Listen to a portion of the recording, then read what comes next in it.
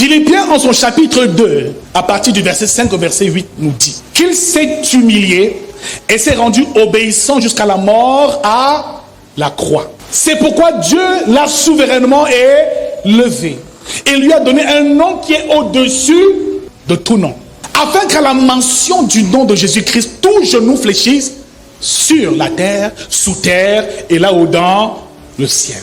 Et que toute langue confesse que Jésus est Seigneur pour la gloire de Dieu le Père.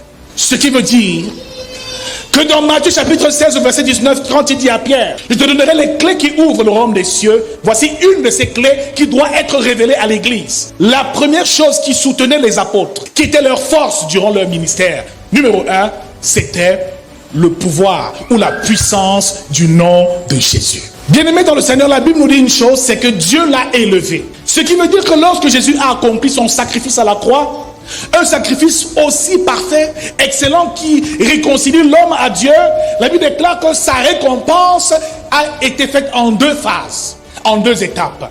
La première étape, c'est que Dieu l'a d'abord élevé. C'est pour ça que lorsque Étienne mourait, il vit Jésus-Christ à la droite de Dieu le Père. Ce qui veut dire que Jésus a été élevé en dignité. Il a été restauré dans son autorité. Il a été couronné de gloire. Ce qui veut dire que Jésus-Christ est le Seigneur des Seigneurs et le Roi des Rois. Première étape, Dieu l'a élevé. Deuxième étape, il lui a donné un nom qui est au-dessus de tout autre nom. Afin que la mention du nom de Jésus, tout genou fléchisse sur terre, sous terre et là-haut dans le ciel. Ce qui veut dire qu'il n'a pas fait qu'élever Jésus, il a aussi élevé son nom. Son nom a été chargé d'une puissance, d'une grâce et couronné de gloire aussi. Ce qui veut dire que tout ce qu'il a accompli comme œuvre, son nom en est imprégné. Bien-aimé dans le Seigneur, son nom le représente. Dis avec moi, le nom de Jésus-Christ est puissant. Les apôtres savaient quelle était la puissance du nom de Jésus. C'est pour ça que dans Actes chapitre 3, comme nous avons lu tout à l'heure, Pierre lui dit, je n'ai ni or ni argent à te donner. Mais ce que j'ai, je te le donne au nom de Jésus-Christ. Ils avaient réalisé quelque chose. C'est que tout ce qu'ils pouvaient obtenir à présent, c'était au nom de Jésus. Tout ce qu'ils pouvaient obtenir, c'était au nom de Jésus. Acte chapitre 16 que nous avons lu tout à l'heure. Il dit jusqu'à présent, vous n'avez rien demandé en mon nom. Ce qui veut dire que tout ce que nous demanderons à Dieu, au Père, nous devons le demander au nom de Jésus. Parce que le nom de Jésus est non seulement un code, une clé spirituelle qui nous permet de tout obtenir de Dieu. Jean chapitre 1 au verset 12 nous dit à ceux qui l'ont reçu et qui ont cru en son nom, il leur a donné le pouvoir de devenir enfants de Dieu. Romains 9, 10 nous dit en confessant de sa bouche le nom de Jésus et en croyant du cœur que Dieu l'a ressuscité des morts, nous serons sauvés. Frères, tout est lié à son nom. Ce qui veut dire ici que nous devons bel et bien faire la différence entre la personne de Jésus et son nom. Car son nom, il nous l'a donné comme héritage. Tout ce que vous demanderez en mon nom vous sera accordé. Ce qui veut dire que sur terre, ce n'est pas Jésus qui agit, mais c'est son nom qui agit dans nos vies. Ce qui veut dire que sur terre, ce qui te permet de tout obtenir, ce n'est pas la personne de Jésus, mais c'est ton nom dont tu es investi, qui parle ici de l'autorité dont tu es détenteur. Tout ce que tu obtiens, c'est quoi? Au nom de Jésus. Lorsque Jésus était sur terre, il guérissait les malades au nom de son Père. Lorsque Moïse est allé libérer le peuple d'Israël, il parlait à Pharaon au nom du Dieu qu'il a envoyé. Et nous chrétiens, tout ce que nous allons accomplir à présent, c'est au nom de Jésus-Christ. Actes chapitre 2, verset 19 nous dit encore, Pierre parle à ses hommes, il dit, répentez-vous et soyez baptisés au nom de Jésus-Christ pour le pardon de vos péchés. Donc, dans le nom de Jésus-Christ, il y a le pardon des péchés. Il y a la vie éternelle, il y a la nouvelle naissance, il y a tout. Dans Marc chapitre 16, 17, il dit, voici les miracles qui accompagneront ceux qui auront cru.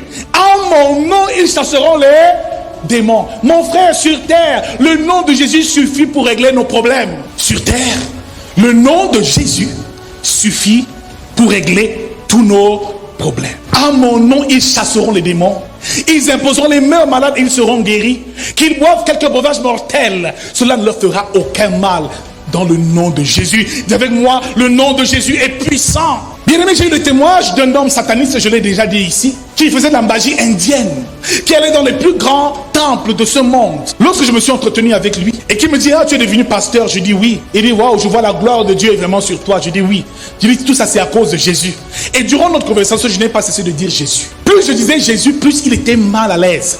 À un moment, il m'a dit, pardon, cesse de prononcer ce nom. Cesse de prononcer ce nom.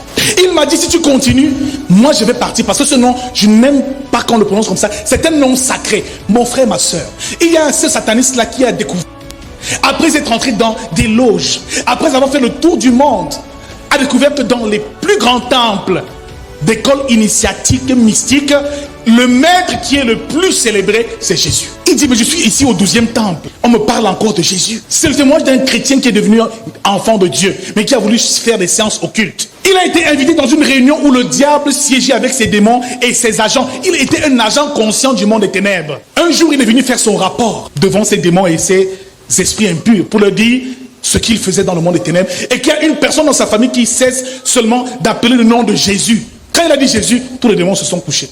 Dis avec moi, à la mention du nom de Jésus, tout genou fléchit, sur terre, sous terre, dans les cieux. Mon frère, la simple mention de Jésus-Christ règle la plupart des problèmes. Donc ici, la Bible nous parle de ce qu'on appelle le principe de la représentation. Jésus sur terre représentait son Père. Il accomplissait tout au nom de son Père. Et nous, chrétiens, nous accomplissons tout au nom de Jésus. Ce qui veut dire ici que c'est une représentation, c'est un principe spirituel très important. Ce qui veut dire que lorsque tu te présentes devant un homme pour demander un service, ne le demande pas à ton nom propre, mais demande-le au nom de Jésus. Demande ce service au nom de... Parce qu'en ton nom, son genou ne peut pas fléchir. C'est au nom de Jésus-Christ qu'il faut demander. C'est pour ça qu'il dit tout genou fléchit sur terre. Donc personne sur terre ne peut résister à la mention du nom de Jésus. Je dis bien personne. Lorsque tu t'approches donc du Père et que tu demandes une chose à ton Père, frère, demande-le encore au nom de... Le Père est obligé de te donner non pour ta gloire, mais pour la gloire du nom de Jésus qui a été élevé et couronné. Les fils de Sheva, les 7 fils, faux exorcistes chassaient les démons. Il dit, je vous chasse au nom du Jésus que Paul prêche. Donc le problème, c'est que ce nom est un code. Ce nom est une clé. Ce nom a une puissance pour régler la plupart de nos problèmes. Faisons bien la différence entre Jésus-Christ, sa personne, et le nom qu'il porte. La personne de Jésus est assise à la droite de Dieu le Père. Ce qui veut dire que tu n'as pas besoin d'appeler Jésus dans tes problèmes. Ne l'invite pas dans tes problèmes, il ne va rien faire. Alléluia. Parce qu'il nous a laissé quoi? Son nom, qui est ce code, cette clé d'accès qui nous permet de tout obtenir.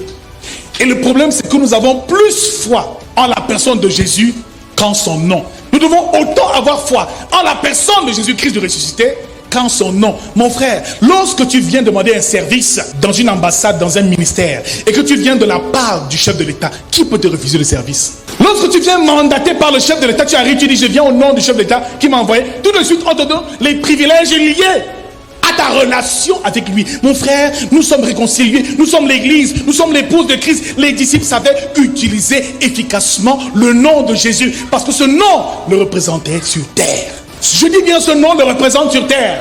Ce nom le représente sur terre. Si tu sais comment faire, mon frère, ce nom tu l'utiliseras et il produira du fruit en abondance.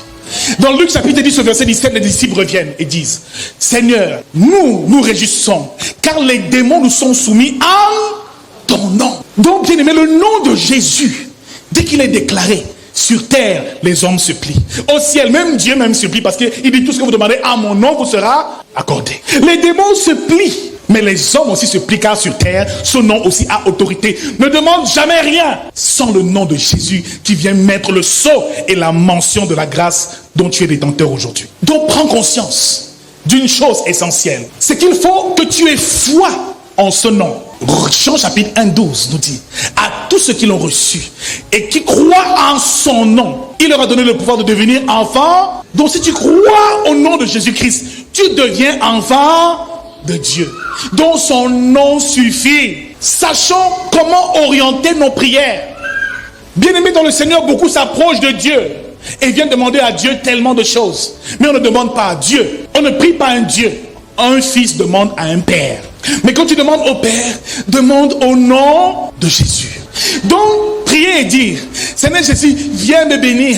Seigneur Jésus, accorde-moi le travail, c'est une erreur. Seigneur Jésus, donne-moi la santé. Seigneur Jésus, viens intervenir en ma faveur. Il ne viendra pas parce qu'il nous a laissé son nom. Dis plutôt maladie, je te chasse au nom de Jésus. Amen. Ne prie pas pour qu'il te donne la guérison. Quelqu'un comprend le mystère de ce message ce matin?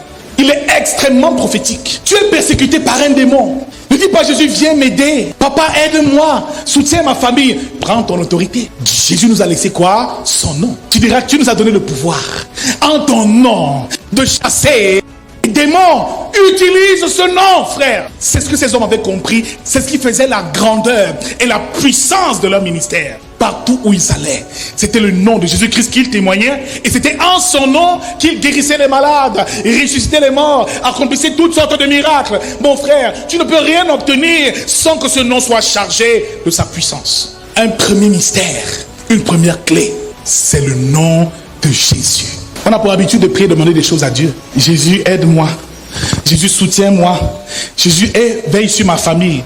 Bien aimé dans le Seigneur, il n'agit pas parce qu'il nous a déjà tout donné. Il a dit tout est à mon frère. Il vit avec nous à jamais, éternellement, dans ce monde, par son esprit. Mais il est en ce moment, son corps glorieux est à la droite de Dieu le Père. Il va redescendre faire quoi, mon frère? Il reviendra enlever son église, oui. Mais sur terre, il nous a donné comme héritage quoi? Mais ce nom reste souvent inefficace dans la vie des chrétiens. Parfois on le prononce en vain. Parfois on prie Dieu, Elohim, El Shaddai, Adonai. Bien-aimé dans le Seigneur, un fils d'alliance ne prie pas Dieu. Dieu n'est plus Dieu. Il est un Dieu pour les païens, mais il est un Père pour lui. Demande au Père. Car te donner, c'est sa responsabilité. Si tu as un Père à la maison, il sera sûr, tu as mangé mon fils, il veille sur toi. Mais chaque fois que tu t'approches de lui en disant Jéhovah Shaddai, oh Jéhovah Jireh, Elohim, Adonai, El Léon, frère, c'est comment? C'est maintenant un Père. Et les disciples s'approchent de Jésus, Matthieu chapitre 6. Maître, apprends-nous à prier. Dites, notre Père qui est aux cieux. Que ton nom soit, ce qui veut dire que pour que le nom de Jésus-Christ soit efficace, la première des choses, il faut que son nom soit sanctifié. Sanctifie le nom de Jésus. Pour qu'il ait effet, sanctifie ce nom. Bénis ce nom. Élève ce nom. Célèbre ce nom. Deuxième étape, pour que ce nom soit efficace, aie foi en ce nom. Crois en ce nom. Sache que tout est accordé maintenant au nom de Jésus-Christ. Ton mariage au nom de Jésus-Christ. Tes enfants au nom de Jésus-Christ. Ton voyage au nom de Jésus-Christ. Alors tu es stérile et tu dis, Père, oh Seigneur, vraiment viens m'aider. Touche ma main, touche mon ventre pour que j'ai des enfants. Dis, non, esprit de stérilité. Je prends autorité maintenant sur toi et je te chasse de mon corps au nom de Jésus-Christ. Beaucoup prient les anges, prient peut-être les saints, prient ceci pour avoir des choses. Frère, tout à présent, c'est au nom de Jésus-Christ. Au nom de Jésus. Son nom seul suffit. C'est pour ça qu'à la mention de ce nom, tout genou fléchit. Sur terre, les genoux fléchissent. Tu ne peux pas demander un service dans ce monde ici où il y a les satanistes qui se retrouvent, les sectaires. Tu veux demander un service, demande-le au nom de Jésus. Les genoux vont se plier, ils vont te recruter. Ah, tu ne comprends pas ce que je dis ce matin. Tu ne comprends pas ce que nous disons ce matin.